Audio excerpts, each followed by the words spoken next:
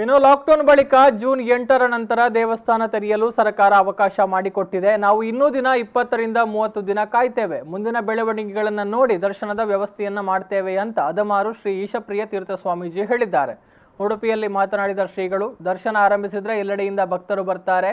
ಭಕ್ತರ ಮತ್ತು ಕೃಷ್ಣಮಠದ ಸಿಬ್ಬಂದಿಯ ಆರೋಗ್ಯ ಮುಖ್ಯ. ಕೃಷ್ಣಮಠದಲ್ಲಿ ಬಹಳ ಹಿಂದಿನಿಂದ ನಡೆದುಕೊಂಡು ಬಂದಂತಹ ಪರಂಪರೆ ಇದೆ.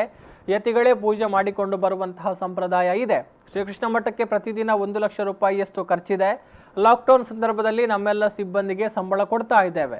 ಇನ್ನು ಮಠವನ್ನು ತೆರೆಯುವ ಬಗ್ಗೆ ಮುಂದೆ ತೀರ್ಮಾನವನ್ನು ಮಾಡ್ತೇವೆ. ಕೊರೋನಾ ಸೋಂಕು ಶೀಘ್ರ ದೂರವಾಗಲಿ ಅಂತ ಪ್ರಾರ್ಥನೆಯನ್ನ ಮಾಡ್ತೇವೆ. ಈ ಸಂದರ್ಭದಲ್ಲಿ ಸರ್ಕಾರಗಳ ಮತ್ತು ಅಧಿಕಾರಿಗಳ ಕಾರ್ಯ ಶ್ಲಾಘನೀಯ ಅಂತ ಶ್ರೀಗಳು ಹೇಳಿದ್ದಾರೆ. ಸರ್ಕಾರ 8ನೇ ತಾರೀಕು ನಂತರದಲ್ಲಿ ದೇವಸ್ಥಾನಗಳನ್ನು ತೆರೆಯಬಹುದು ಅನ್ನೋ ಮಾತನ್ನು ಹೇಳಿದೆ. ಆದರೆ ಕೃಷ್ಣ ಮಠದಲ್ಲಿ ನಾವು ಕಾದು ನೋಡುವ ಒಂದು ಯೋಚನೆ ಮಾಡಿದ್ದೇವೆ. ಒಂದು 20 ದಿವಸ ಆಗ್ಬೋದು, 30 ದಿವಸ ಕಾಯ್ತೇವೆ.